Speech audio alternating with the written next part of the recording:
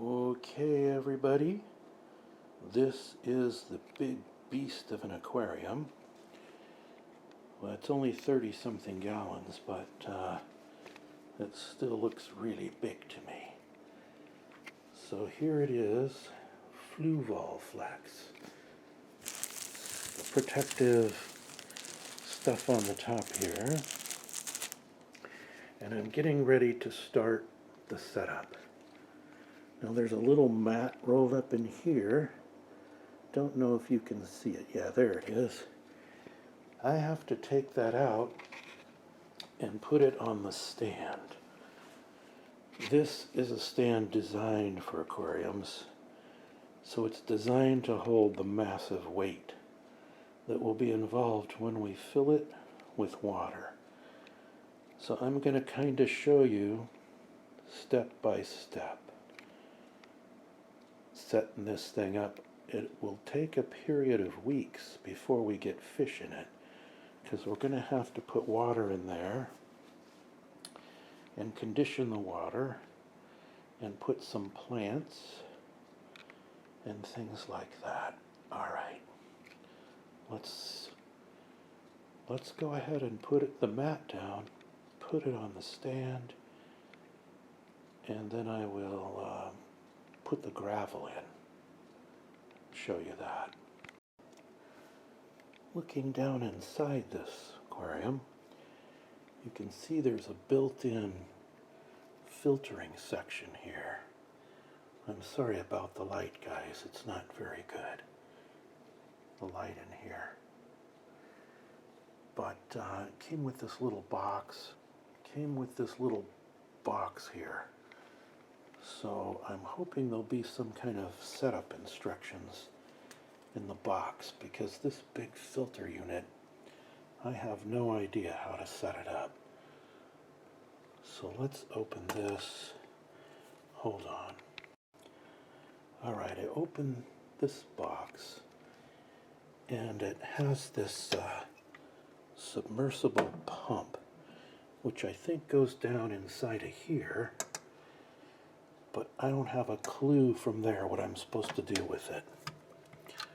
And there's no instructions. Ain't life grand. I bet I can find this on YouTube, though. Some kind of bracket things. Don't know what they're for. I believe this is to squirt the water out. I think it fits in here. And this thing will draw water in through the base down there and run it through filtering media, and then the water will come out the top from these jets here. So I'll see if I can figure all that out.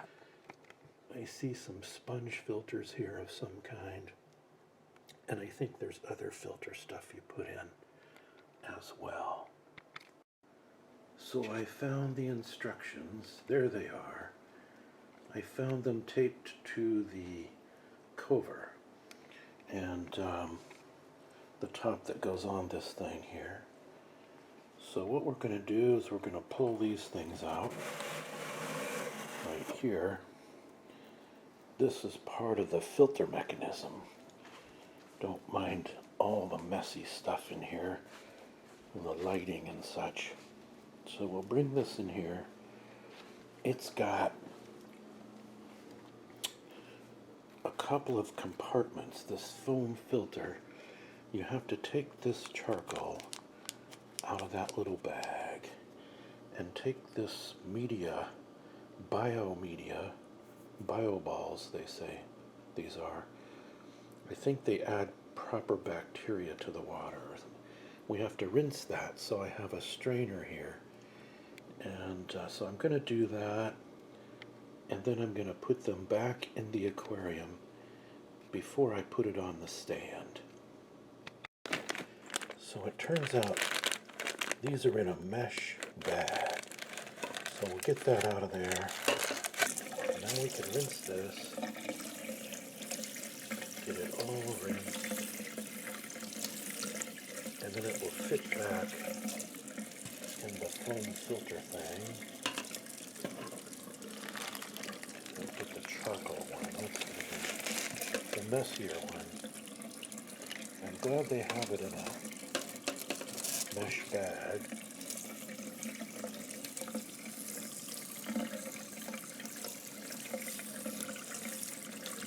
Rinse the charcoal.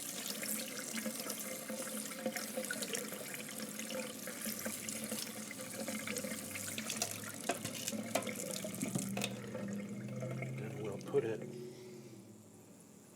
back in the bio balls, goes down here in the bottom. I can't really hold this and squish it in at the same time. Here, I'll put the camera down there, squeeze that in there, and then the charcoal will go up in the top, up here, and this opening up here. So now this is ready to slip back into the filter side of the aquarium. Very clever, but I have to buy a supply of these things. I think they're supposed to be changed once a month or something like that. We have now rinsed all of our filter media, so we can slip this back down into there, like that. There's one side, and now we'll do the other side. I know you can't see anything, it's dark, but this is ASMR after all, you know, so my other stuff's all down here still. Alright, I didn't show you this, but I cut 2 pieces of black material to put on the back. And the reason I did that is I want an all black background because that makes your plants, your green plants and your fish colors pop. So next we're going to put this submersible pump down in this hole. If we can do it. Oh, a little bit of crashing and banging going on there. Anyway, this is going to go here, and we're going to put this flow valve thing that pushes the water into the aquarium through here, and screw those two together to the submersible pump. Then I'm going to move this whole thing over to the stand where I'm flattening the cushion thing it sits on. Since it was rolled up, I'm flattening it with these large books. I think, what do I have here? I've got the MacArthur Study Bible, Backyard Astronomer's Guide, and something else. Holly's Handbook. All right. The other thing I might mention here is that you need to have a level surface for this aquarium. So I got this level at the hardware store, and I'm checking to make it sure, and sure enough, the bubble's pretty well centered, front and back. So we're good there. It's going to be hard to see, but the bubble is centered here too, on each side. So I'm happy with that bubble centering. And I've got the pump installed. Now you can see that the water jets will come out here on the top on each side. Ah, there it goes again. The phone is constantly dinging. Okay guys, so here's the tank set up on the stand, as you can see. And we've got the protective mat underneath it, right there. I'm not always going to have all these cords around. I will fix that. We see the light fixture works on the cover, and there are the jets that the water's going to squirt out of when we get the pump going. And as you can see, we put the gravel, aka growing medium, in the bottom already. I poured it. It wouldn't have been soothing to watch because it's like glop, sort of muddy, gravelly glop. It came in these bags and it was filled with liquid. And that's supposed to be that way. It's got growing medium for a planted tank. So it's got bioactivated things in there, nutrients and all kinds of stuff for plants. Yes, it's black and you're saying that looks a little ugly, but I promise you that once the tank is fully planted and there's fish in it, you won't think that way anymore. You don't want to detract from the beauty of your green plants and your fish by having bright colored gravel and things like that, if you're going for the effect that I am. Now I'm going to have to put some water in here because I ordered plants for this aquarium, but it's going to take some days before they get here. And I need to keep this stuff wet in the meantime. So let's go get some water and I'll show you what I have to do here. I have a gallon jug here of water. But this water, I got a bucket in case I want to use that. But this water came out of this tap right here. And that means it's filled with chlorine and nasty stuff like that. No good for fish or plants. Wait, do we drink this water? Oh, I usually don't. I use, well, before it was spring water, see? I use that to drink. I don't drink the tap water very often. So first we got to put in some of this water conditioner so that the nasty chlorine and everything will be neutralized and disappear. So you're supposed to put, for every 10 gallons, I think we'll put 10 of these in today, just to keep the growing media wet. We'll put 5 milliliters, which is just a small amount. It goes up to that first little line, 5 milliliters. Can I do this with one hand? Hold on. All right, I put the water conditioner into this jug. Now we're going to take this plate right here and this jug, and we're going to start putting water into this aquarium. Don't mind the mess here. I'm going to have to put the camera up on a tripod because I don't have 6 hands. All right, this is going to be a bit strange. I need to take the cover off this thing completely without messing anything up or breaking anything. So we'll take that off for now. Put that aside. Now you're going to barely be able to see what's going on. All right, now let's see if we can put this plate, because we don't really want to disturb all that gravel while we're putting the water in, and we will just pour.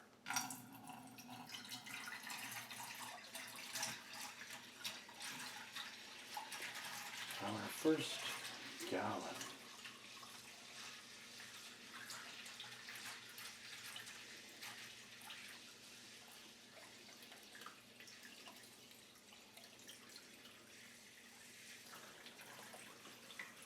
I sure hope this aquarium has no leaks. I think I'm going to start with just a couple gallons and then check all the way around it and make sure I don't see any leakage. Okay, this is gallon 8. I'm on gallon number 8 now. And I'm going to stop there for today. Let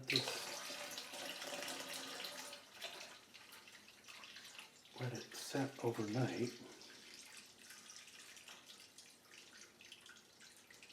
To make sure that I can pressure test it for leaks. I should have got a siphon hose just in case I have to empty it again. So I'll have to get that tomorrow at the pet store. Alright, I'm going to pause and take the plate out and try a little Decor. Let's wipe off the excess water we spilled here a little bit. And there's a little on the floor. I'll just put that down there. Now let me get something I found at the beach. I will show you. Let's see if it fits. I went to the beach, guys. I went to the beach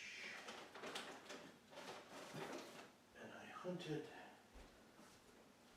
for driftwood. I got a big piece of beach driftwood. We're gonna try to put this in here and see if this will fit in with our decor. It's nice to have some natural stuff. So I'm gonna have some driftwood here. This one's gonna wanna float. How will I keep it down? I don't think the other one will. This one I think I'm gonna have to tie some weights on it. So we can't put this one in yet. It wants to float. It's not waterlogged enough. So for now I think that will be the only driftwood at the moment. Alright, now I have some other things to put in. And I need to figure out the best way. I'll probably rearrange these about 58 times. But we'll put this in. Sort of a cool SpongeBob thing. Then we've got this castle here. Like that, castle. We need the steps in the front. Put this over here, maybe. Castle. And then I have to leave room for all the plants, of course. And then we'll put the Japanese house here. Kind of get it scunched down in there. And I think this guy should be further away from the others for balance. Having them all lined up symmetrically doesn't really work. Let's put it back there. Put the Japanese house here under the driftwood. I like that a little bit better. And I'm going to go find some shells and things and agates and things to put in here. So the next time I show this to you, we'll have more ornaments and more decor and more water in it. And then when the plants come, we'll show you that too. All right, we'll stop there for now.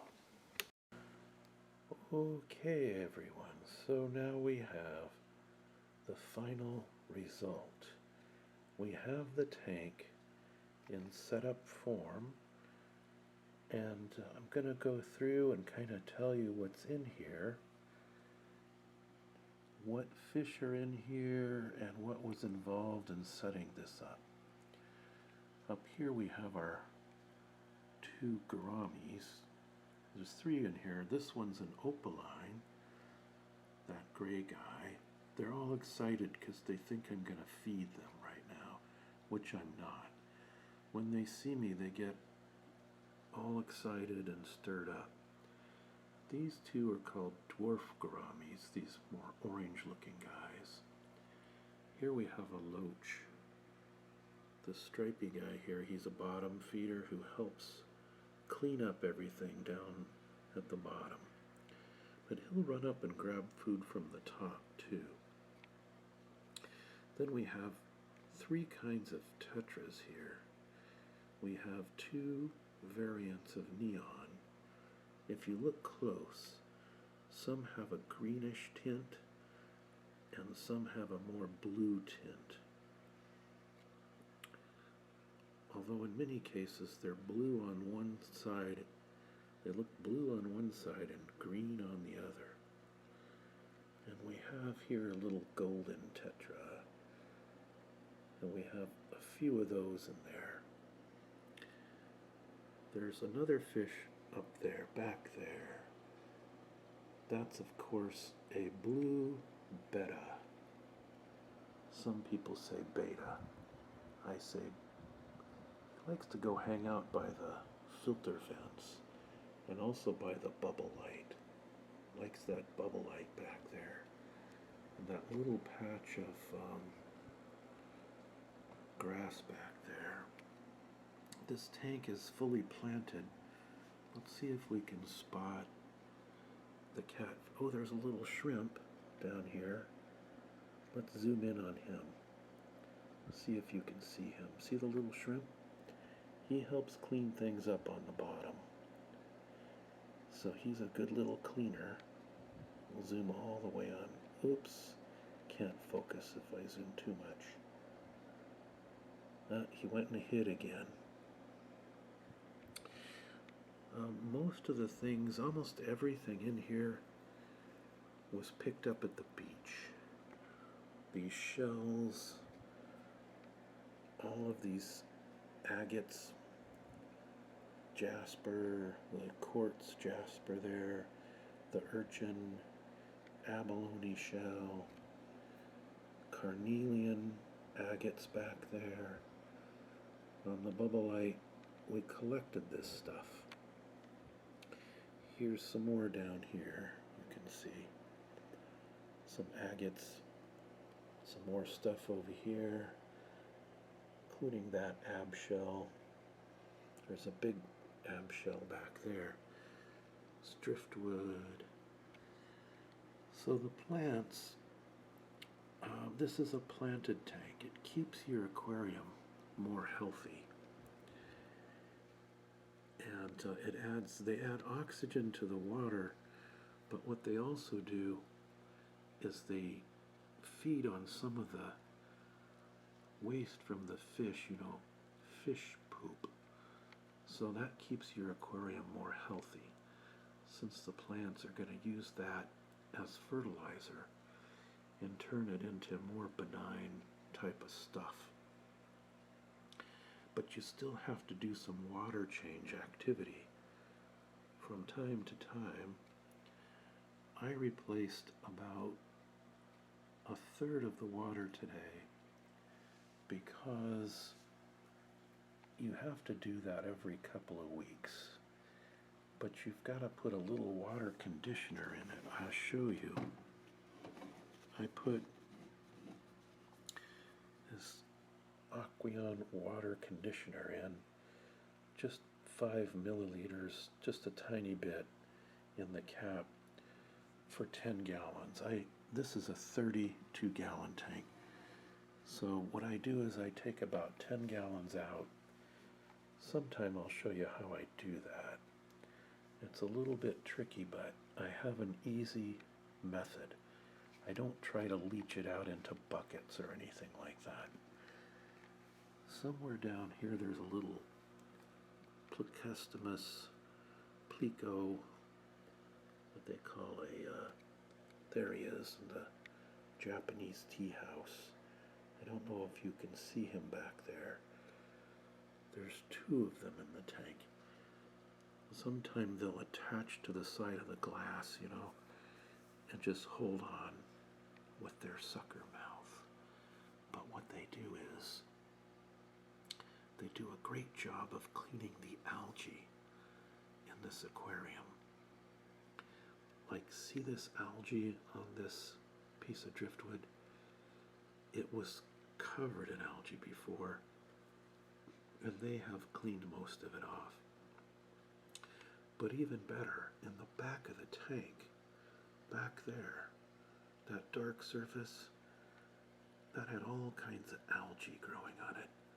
And the Plecostomus has gotten all of that off of there, which is nice. So I can't tell you the name of all of the plants. I have some moss balls here. They kind of go around on their own as if they have a life. They'll change position and go somewhere else sometimes. You know, and the plants look really healthy now, but they did not look healthy. When I first put them in, they were dying, many of them. Look at this crazy guy. This is what he does. He'll lay like that. That's normal for a betta, to lay on the bottom or on the side or something. He's a male. And you can only put, they're a little more colorful, like in the bird kingdom. You can only put one betta male in your tank, because if you have two, they will fight to the death, and that's not good. But yeah, these plants were not looking so great at first. Many were dying off. But what I did was, I went in and trimmed all the bad leaves off of them. I have to lower the water volume some to get in there and do all that. Trim some leaves, and then I added some CO2 booster to the tank. This stuff.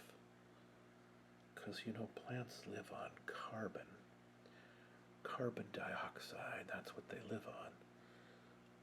You know, people think it's such a terrible gas, but actually, life would not be possible without CO2. It's what the plant world thrives on. Plants are actually growing better in the world, and trees and crops, because CO2 levels have risen. So, it's not a poison, it's essential for life, but anyway, I'm not politicking, okay? But see, like this plant was all sickly looking, and now it's growing all these new fronds, growing like crazy, all the way to the top of the tank. So it's become suddenly healthy, because I put some additional carbon dioxide into the tank to help it out. So yeah, I have test strips that I use to test the water quality, and the water quality is very good, partly because it's a planted tank, and partly because we do the water changes. I have a very good filtration system back there. You can't see it, but it's back behind that black panel. I like how this tank is designed, because you don't see the filtration system. It's hidden. It's all underwater, but in the back. These gouramis have nice colors, I think. I've got a full load of fish now for this size of tank. I can't really add more unless some tetras die off or something like that. But I'm quite happy with the mix. It's a community tank. They're all getting along well, and so that's good. Here's Greg the gourami right here. That thing up there is where the filter water comes out.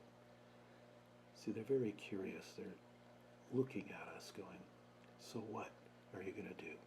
You're going to feed us or mess with the water again like before? Yeah. I I like the effect there, the way the light lights up these agates. We found all of these, of course, at the beach on the coast. Those that are lit up by the bubble light, these others down here, you know, all these shells. What was I going to show you? Oh, this one with all the crystals on it. I'll zoom in so you can see the crystalline. Whoops. The tetras want to get in on the action. They're very curious about the camera. Isn't that funny? They're all coming over to check it out. I think they're attracted to it for some reason. I really like the neon tetras. I like the way they glow and their colors. That background noise is the automated heater that for the living room that just came on. It'll turn itself off in a few minutes. Okay, I'll make a future video where I won't yak the whole time like this. Instead, I'll just show the aquarium in a static shot so you can just relax and listen to the bubbles and watch the fish. Make like a 1-hour video of something like that. There's the Placostomus back there, eating the algae off the back of the tank. Try to zoom in on him. Where did he go? He already moved somewhere else.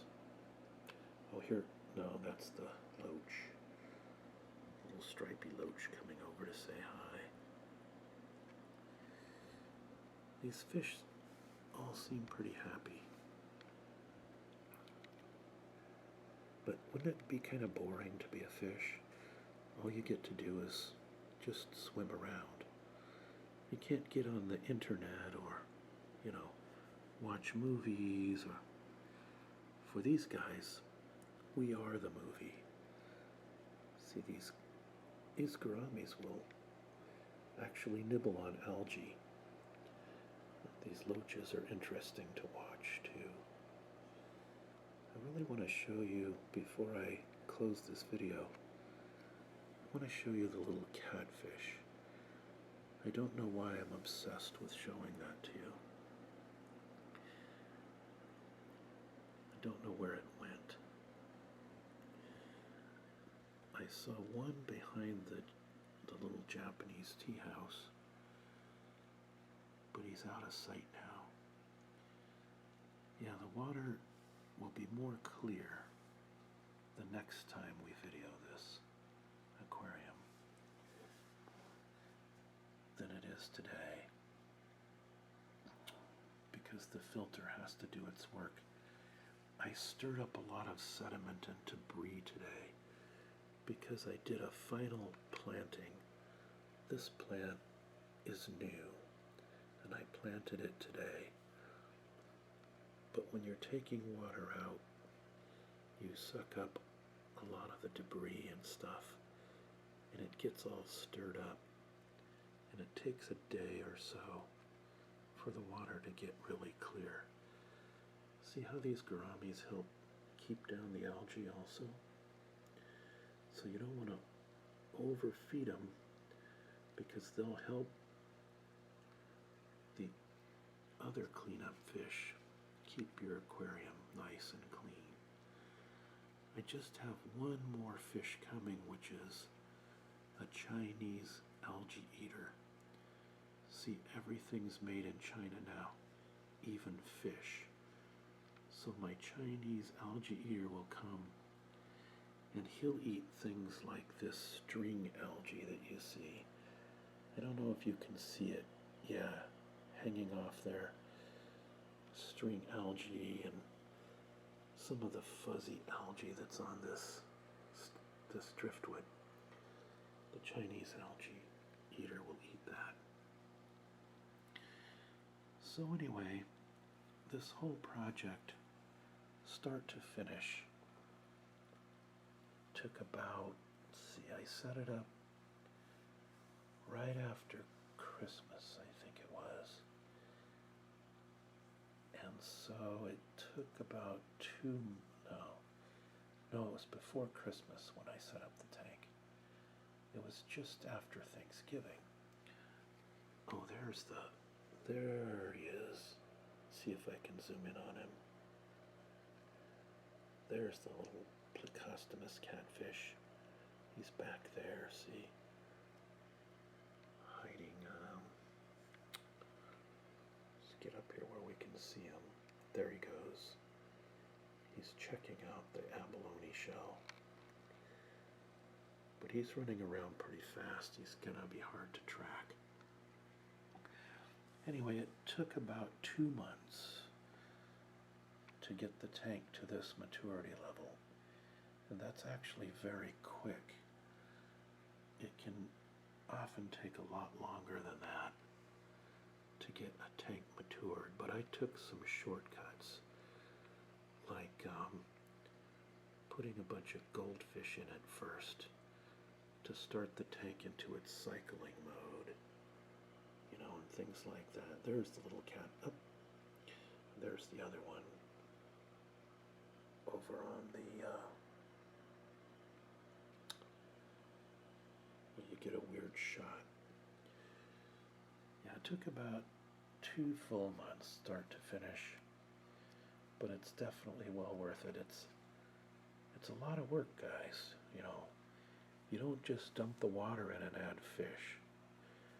It took me a long time, and like when I planted all the plants initially, I had to figure out which ones would thrive and which ones were going to die. So I took some out already that just weren't going to make it. And then the species we have now are the ones that will. But I had to get supplements for them. Besides the carbon, I also have some plant fertilizer stuff that you put in the tank about once a week. Little liquid stuff. And yeah, what else? We have 3 kinds of fish food. The betta likes to have these little floating pellets. And for the rest of the fish, they eat tetramin flakes, freeze-dried bloodworms, freeze-dried brine shrimp. We have all of that, and they like all of it. So they're not picky eaters, these guys, which is nice. No problems there. I have an automatic feeder coming, which I'll be able to put up on this little door up here. This is the little feeding door. If I open it, they'll all get excited and come over. If they hear me open that little door, see, here they come. All flooding over, see, they're all stirred up now because they think they're going to get fed. But they're not. Not at this moment. I assure you, these fish are overfed. Don't pay any attention to the nonsensical stuff they're trying to tell you about how they want food. These guys are getting, I've read a lot of material on how much to feed them, and they're actually overfed. I'm feeding them 3 times a day. You're only supposed to feed them once or twice. There's the catfish where we can actually see him. Gary Garami wants to get in on the action. Yeah, finally, I've been trying to get a shot of this guy for ages. There goes the heating system again. Anyway, it's very cold outside, guys, but not inside the aquarium, you see. The temperature in here, about 77 degrees there, if you can see it. Yeah. So they're all warm and happy all the time. The heater is hidden back behind that panel back there. So that's it. I think that will do it for this multi-week video. It took a long time to make the segments for this one. I should have showed you all the segments of the various stages. I apologize for when it first started, when I put the first fish in, the first plants, when the water got all icky looking and it had to cycle. I didn't show you all of that, but you know, it would have been difficult. So in the future, I'll make you a nice video of just the aquarium with the camera on a tripod, and you'll have better sounds because I'll use the Tascam microphone, not using it for this video. It's just the normal camcorder. Look at that guy. He just ate a piece of floating plant. They're very good about eating the little pieces that come off the plants. Yeah, I think this will be a pretty long video. I don't remember how long the early segments are. All right, everybody. Take care. Don't ASMR and drive, and I'll make you more videos soon. Bye-bye.